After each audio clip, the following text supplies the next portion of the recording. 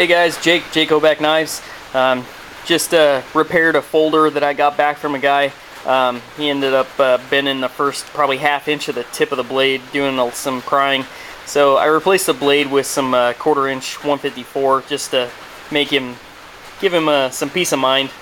So I just wanted to do a quick video since I just happened to get this done. I had the camera sitting out here. I had a lot of guys that can't for some reason figure out how to flip my knives.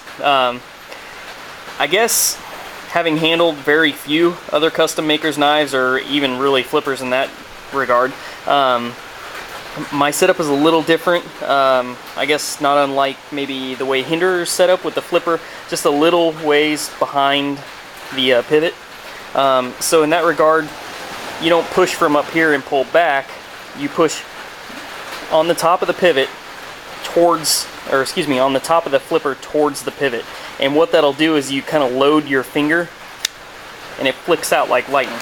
I can set the detent on this super hard or super light and it always works the same way.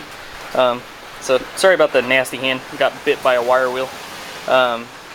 So yeah, the trick is to push from the top of the flipper towards the pivot. And you want to almost push forward and lock the very first knuckle of your finger and pull with the second knuckle of your finger, and it'll flick right open. So it works from any position.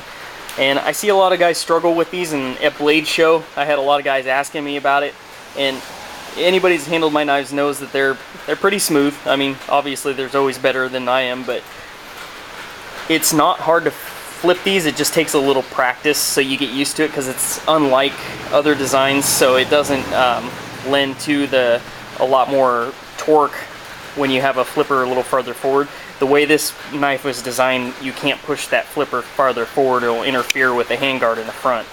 So it's set back like that for a reason, but now you know. So push from the top of the flipper towards the pivot.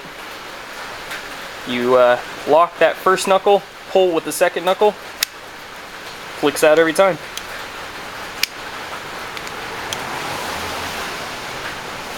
Now, obviously it's got to be fairly smooth to do that, so